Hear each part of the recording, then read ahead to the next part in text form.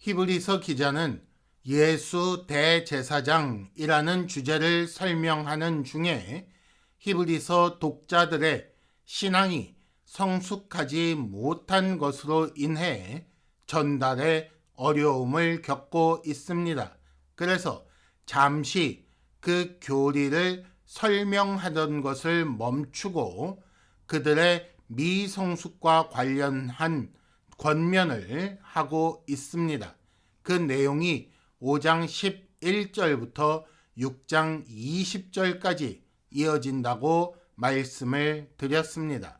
그 중에 먼저 5장 11절부터 14절에서는 그들의 상황을 진단하여 너희가 다시 초보를 가르침받아야 할 처지에 있다라고 말씀했고, 거기에 이어서 6장 1절에서 3절까지 말씀에서는 그러므로 완전한 대로, 즉 장성한 수준으로 나아가라, 성장하라 라고 권면하는 말씀이 나오는 것을 우리가 함께 읽고 생각해 보았습니다. 그런데 이런 권면이 효과가 있으려면 그렇게 하지 않았을 경우 당하게 되는 나쁜 면을 경고해야 할 필요가 있습니다. 그래서 오늘 말씀에 6장 4절에서 8절 말씀에 그런 경고의 말씀이 나오고 있는 것입니다. 그러니까 오늘 본문 말씀은 심판이나 멸망을 선언하는 내용도 아니고 교리적인 내용을 가르치는, 교육하는 내용도 아니에요. 경고하는 내용, 야, 조심해! 이런 말을 하고 있는 것입니다. 히브리서 기자는 지금 설교자로서 그 독자들의 영적인 아버지처럼 그렇게 독자들을 위해 뜨거운 사랑의 마음을 담아서 그들이 성장하게끔 하려고 애쓰고 있는 것입니다. 이것이 지금 여기 우리를 향한 예수님의 마음이 이런 것이라고 우리는 생각해야 합니다. 오늘 말씀에 등장하는 그 사람의 특징을 먼저 살펴봅시다. 6절에 보면 그 사람은 다시 새롭게 하여 회개하게 할 수 없다라는 그런 사람으로 나타나고 있습니다. 다시라고 하고 있는 걸 보니 그 사람은 이미 회개했었던, 즉 하나님께로, 예수 그리스도께로 돌이켰던 사람인 것을 알 수가 있습니다. 즉 신자라고 불리우는 사람이라는 것입니다.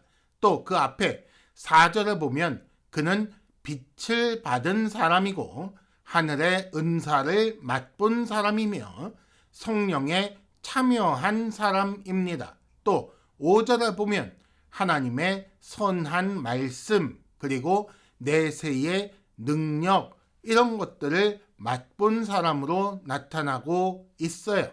즉 이전에 회개하고 하나님께로, 예수께로 돌이킨 결과 예수 안에서 하나님의 은혜를 누렸던 사람, 그러니 신자라고 말하는 그런 사람인 것입니다. 그런데 거기에 더하여 신자로 있지 않고 6절 타락했다라고 말씀하고 있습니다. 그러면 신자도 타락하여 구원에서 탈락하는 일이 가능하다는 말인가? 그렇게 결론 내리기에는 좀 성급하다라고 생각해야 합니다. 그렇게 단순한 얘기가 아니에요.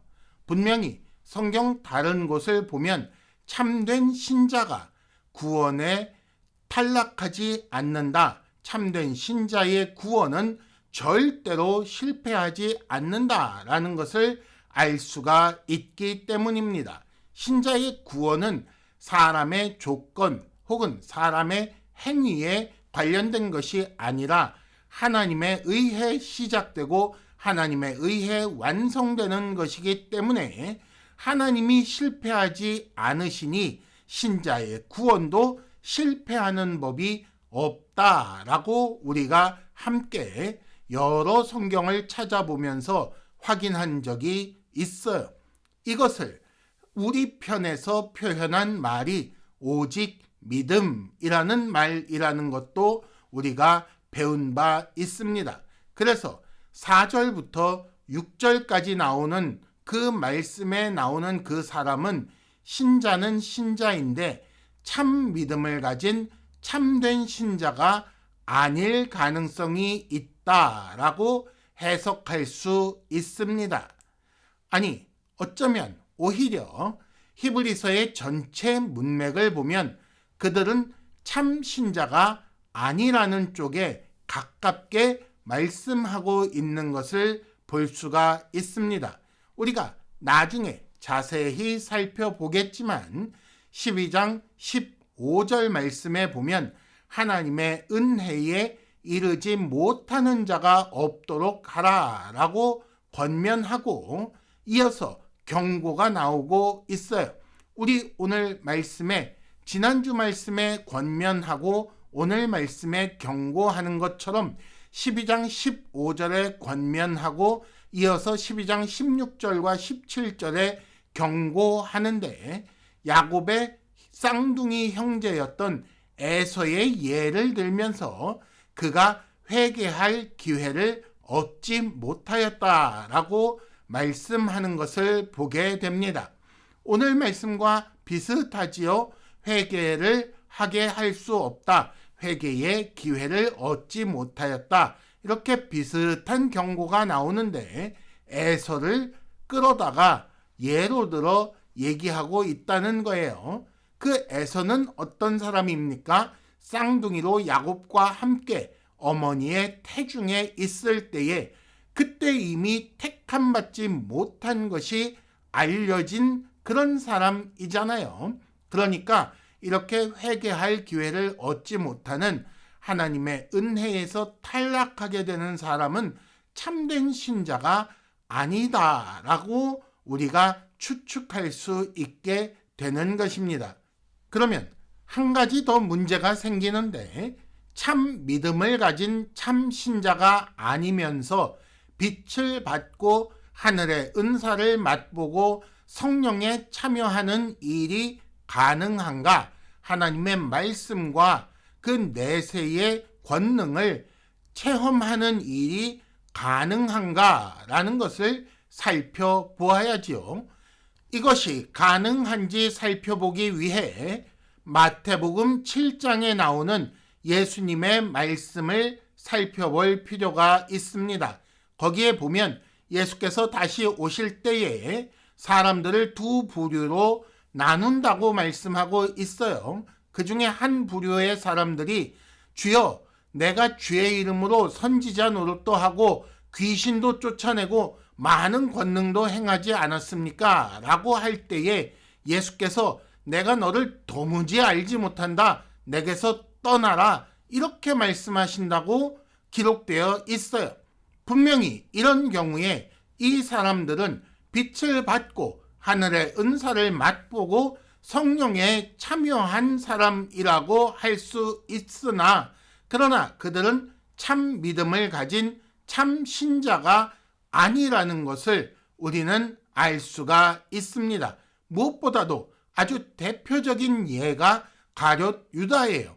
그처럼 예수님 가까이에서 아주 가까이에서 빛을 받고 은사를 맛보고 성령에 참여했던 내세의 그 권능들을 맛보았던 그런 사람이 또 있겠습니까? 그런데 그가 참 믿음을 가진 참 신자가 아니라는 것은 우리가 다 알고 있습니다.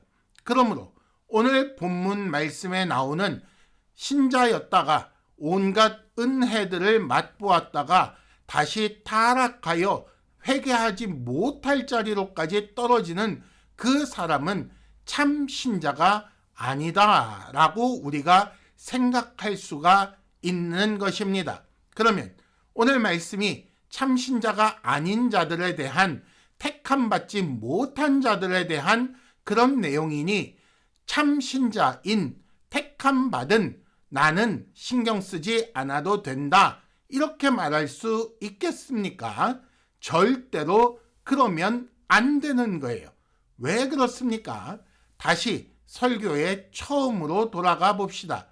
제자리 걸음하는 신자, 전혀 성장하지 못하고 있는 신자들을 향하여 성장하라 라고 권면하고, 그 후에 이 권면이 효과가 있게 하기 위해서 그렇게 하지 않으면 이런 일이 일어난다 라고 경고하는 그런 설명이 오늘 말씀이라고 말씀을 드렸습니다. 그러니까 신경 쓰지 않아도 될 만한 그런 말씀을 한 것이 아니에요. 신경 쓰지 않아도 되는 헛된 말을 한 것이 아닙니다. 모든 신자는 오늘 말씀을 반드시 들어야만 하는 거예요. 다시 말해서 오늘 말씀을 통해 경고하고 있는 히브리서 기자는 교리 교육을 하기 위해 이 말을 하고 있는 게 아니에요. 어떤 사람들이 구원받지 못하는 자요, 선택받지 못하는 자인지, 어떤 사람들이 선택받은 자요, 구원받는 자인지, 그걸 구별하는 방법을 가르치려고 이런 말을 하는 게 아닙니다. 히브리서 기자가 그러면 거짓 신자도 이런 은혜를 맛볼 수 있느냐, 이런 얘기를 하려고 한 게 아니에요. 또 거짓 신자를 향하여 심판과 멸망을 선언하려고 이런 말씀을 한 것이 아닙니다. 굳이 따지자면 오히려 참된 신자를 향해 그들을 성장시키기 위해 이 강한 무서운 경고를 하고 있다는 것을 알 수가 있습니다. 그러니까 쉽게 정리하면 이런 거예요. 참 신자인지 거짓 신자인지 구분하지 않고 구분되지도 않는 눈에 보이는 교회, 이 교회라는 이름으로 모이는 모든 회중들, 그 안에 있는 모든 신자들을 향해 오늘 이 경고의 말씀을 하고 있는 것입니다. 그러므로 우리 모두 이 말씀을 듣고 경각심을 가져야 하는 거예요. 선줄로 생각하는 자는 넘어질까 조심하라 라고 사도 바울이 말씀하지 않았습니까? 이것이 나는 섰다고 생각하지 않으니 넘어질까 조심하지 않아도 돼, 이런 얘기를 하려는 게 아니잖아요. 누구든지 넘어질까 조심해야 한다. 특히 자기가 섰다고 생각하는, 자기가 뭔가 알고 이루었다고 생각하는 자일수록 더 조심해야 한다, 이런 말씀 아니겠어요? 이미 하나님의 은혜로 빛을 받았고 은사를 맛보았고 성령에 참여했어요. 우리는 하나님의 선한 말씀과 내세의 능력을 맛보아 알고 있다고요. 가장 귀한 것을 누린 사람들입니다. 그런데 그럼에도 불구하고 타락하여 이전 생활로 돌아간다? 그건 6절 말씀처럼 하나님의 아들을 다시 십자가에 못 박는 아주 악한 행위라는 거예요. 가장 귀한 것을 버렸으니 그 귀한 것을 찾아서 다시 돌아오는 회개가 불가능한 것은 우리가 조금만 생각해 보아도 알 수 있는 것입니다. 히브리서의 처음 독자들이 유대교에 있다가 기독교에 들어왔는데 다시 유대교로 돌아가려고 하는 그런 상황이라고 말씀드린 적이 있어요. 그런 사람들에게 경고하기 위해서 이런 말씀을 주고 있는 것입니다. 그러면 우리는 상관없는가? 똑같습니다. 우리가 회개하여 하나님께로 돌이켰다는 것이 세상에서 기독교로, 세상으로부터 예수께로 돌이킨 그런 돌이킴 아니겠습니까? 그런데 우리가 다시 세상을 향하여 돌아간다면, 다시 세상적인 삶으로 돌아간다면 그건 분명히 하나님의 아들을 다시 십자가에 못 박는 행위나 마찬가지이고, 어떻게 그럴 수 있겠느냐고 그렇게 경고하는 말씀인 것입니다.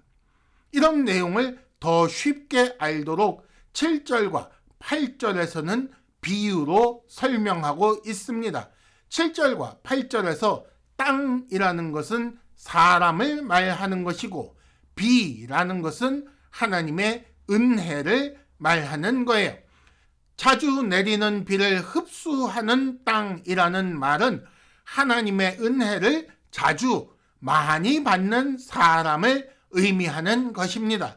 그러면 반대로 비가 내리지 않는 땅도 있겠습니다. 하나님의 은혜를 받지 못하는 사람, 즉 불신자, 비신자가 있고, 그러면 비가 내리는 땅, 비를 흡수하는 땅은 당연히 신자라고 우리가 생각할 수가 있는 것입니다.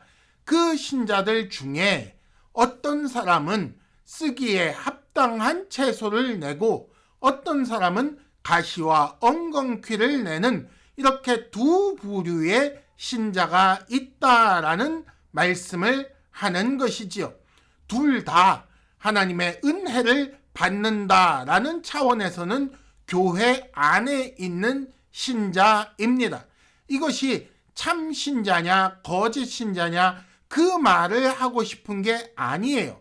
하나님께서 신자를 향하여 교회에 속한, 예수 그리스도에게 속한 자들에게 아주 자주 많이 은혜를 베푸신다라고 말씀하고 있는 것입니다. 그 결과 교회 안에 있는 신자라고 불리우는 사람들은 빛을 받고 은사를 맛보고 성령에 참여하고 말씀과 내세의 권능을 맛보는 그런 일이 일어나는 거예요. 똑같이 그렇게 은혜를 입었는데, 그런데 어떤 사람은 선한 열매를 맺는가 하면 어떤 사람은 가시와 엉겅퀴를 내는 쓸모없는 사람도 있다는 그런 말씀을 하고 있는 것입니다. 이렇게 그 땅이, 그 사람이 은혜에 대해 어떤 반응을 하느냐에 따라 결과가 달라지지요. 7절에 보면 선한 열매, 쓸만한 것들을 바라던 그 채소들을 내놓는 사람은 복을 받고, 8절에 보니까 가시와 엉겅퀴를 내는 사람은 버림받아서 저주함에 가까워 마지막은 불사름을 당한다라고 그렇게 말씀하고 있습니다. 그러면 우리가 잘 합시다, 우리 힘써서 쓰기에 합당한 채소를 냅시다, 이런 말인가요? 그런 말씀이 아니에요. 다시 말씀을 잘 보세요. 성급하게 주먹 불끈 쥐고 구호와 함성을 외치면서 으쌰으쌰 합시다, 이런 얘기가 아니에요. 냉정하게 잘 생각하셔야 합니다. 우리의 삶은 은혜를 베푸시는 하나님에 의해 지탱된다는 얘기예요. 우리 위에, 땅 위에 하나님께서 자주 비를 주시는 것처럼 은혜를 부어주신다는 얘기입니다. 우리는 이미 하나님께로 돌이킨 자요, 예수께 돌이킨 자로서 세상 사람들이 받지 못하는 놀라운 은혜를 자주 많이 받고 있는 중입니다. 그런데 그렇게 큰 사랑과 은혜를 받고도 그럼에도 불구하고 쓸모없는 열매나 내놓는다면, 하나님께서 원치 않는 삶이나 살고 타락한다면, 옛사람의 삶으로 돌아간다면 안 된다는 거예요. 그러지 말아야 한다고 경고하고 있는 것입니다. 혹 일부러 그러지 않더라도 영적 성장을 멈추거나 혹은 하나님의 은혜를 받아들이는 일을 게을리하여 퇴보한다면 아주 심각한 상황에 처하게 될 거라는 말이에요. 어쩌면 파국에 이를 수도 있다는 것입니다. 영적 성장을 등한시하면 그렇게 했을 경우에 겪게 되는 그 위험이 이런 것이니 조심하라고, 주의하라고 그렇게 말씀하는 것입니다. 이런 무서운 경고를 주시는 주님의 마음을 생각해 봅시다. 야단을 치고 협박을 하려는 것이 아니에요. 성장하지 않는 제자리 걸음하는 신앙이 얼마나 심각한 것인지, 얼마나 큰 재앙인지 알게 하려는 것입니다. 성장하고 좋은 열매를 맺어서 하나님께 복받게 하려는 거예요. 이를 위해 애타는 마음으로 외치시는 것입니다. 지푸라기로 세운, 그렇게 불살라버리면 죄만 남는 그런 부끄러운 구원을 면하게 하려는 예수 그리스도의 사랑의 권면인 거예요. 그러므로 스스로 경계하여 지금 받는 하나님의 은혜를 통해 성장하도록 항상 힘써야 할 것입니다. 우리의 성장이 가능하도록 은혜의 비를 내려주시는 하나님께 은혜를 구하여 받으시기 바랍니다. 어떻게 구해요? 기도해서 구하는 거예요. 어떻게 받는 거예요? 말씀을 통해 받는 거지요. 그래서 말씀과 기도가 은혜의 수단 아닙니까? 말씀을 듣기를 힘쓰고 들은 말씀을 따라서 살아야 우리는 성장하는 것입니다. 그렇게 살 때에 연단이 있고 훈련이 되어 이 연단과 훈련을 통해 성장하고 선악을 구별하는 자가 되어 복을 받게 될 것입니다.